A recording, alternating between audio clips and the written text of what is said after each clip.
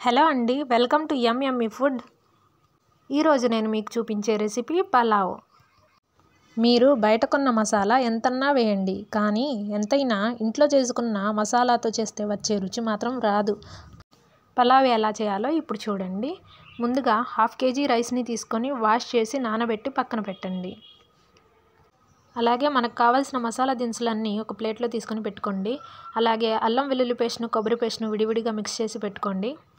అలాగే 2 tomatoes, 2 onions, green chilli, కొత్తిమీర, పుదీనాని cut చేసి పెట్టుకోండి.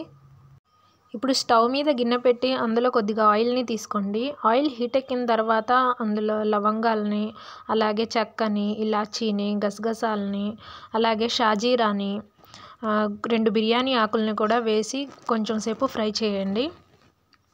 అవి కొంచెం ఫ్రై అయిన తర్వాత కట్ చేసి పెట్టుకున్న ఆనియన్స్ని, గ్రీన్ చిల్లీస్ని, టొమాటోస్ని ఇందులో వేసి కాసేపు కుక్ చేయండి.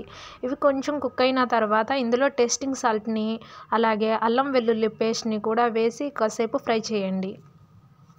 ఈ మసాలాని పచ్చివాసన పోయేంత వరకు కాసేపు ఫ్రై చేయండి.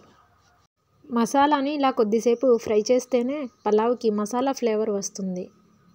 అలాగే వాష్ చేసి పెట్టుకున్న పుదీనా ఆకుల్ని, కట్ చేసి పెట్టుకున్న కొత్తిమీరని కూడా ఇందులో వేయండి. ఇలా వీటిని కూడా 5 minutes కుక్ చేసిన తర్వాత ఇందులోకి మనం వాటర్ని తీసుకోవాలి. మనం రైస్ని ఏ కొలతతో అయితే తీసుకుంటున్నామో వాటర్ని కూడా అదే కొలతతో తీసుకోవాలి.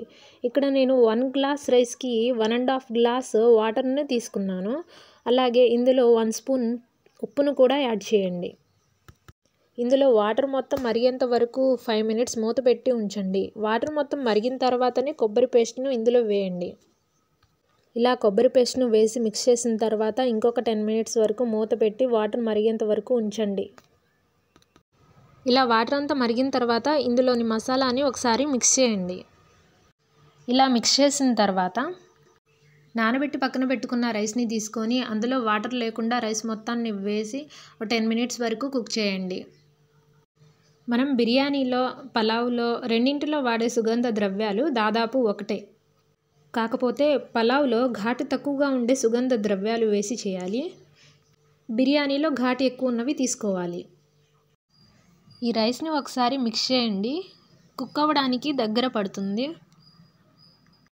మనం పలావ్కి కానీ బిర్యానీకి కానీ కరెక్ట్ మెజర్మెంట్తో వాటర్ తీసుకుంటేనే పర్ఫెక్ట్గా కుదురుతుంది. ఇప్పుడు రైస్లో ఉన్న వాటర్ అంతా ఇంకిపోయి కుక్ అవ్వడానికి దగ్గర అయినప్పుడు మాత్రం నేను ఇక్కడ ఫుడ్ కలర్ని అయితే యూస్ చేశాను. ఫుడ్ కలర్ని నేను ఎక్కువగా యూస్ చేయలేదు. అక్కడక్కడ కొంచెం కలర్ఫుల్గా కనిపించడానికి మాత్రమే యాడ్ చేశాను. మీరు వద్దనుకుంటే స్కిప్ చేయవచ్చు. ఇలా యాడ్ చేసిన ఫుడ్ కలర్ రైస్ మొత్తంలోకి కలవకుండా మిక్స్ చేసి ఒక 10 minutes వరకు ఫ్లేమ్ని లో ఫ్లేమ్లో పెట్టి స్టవ్ ఆఫ్ చేయండి. పలావ్ రెడీ అయిపోయింది.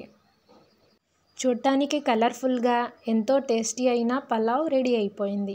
వేడి వేడి పలావ్లోకి చికెన్ కర్రీ వేసుకొని తింటే చాలా రుచిగా ఉంటుంది. Thanks for watching. Please subscribe.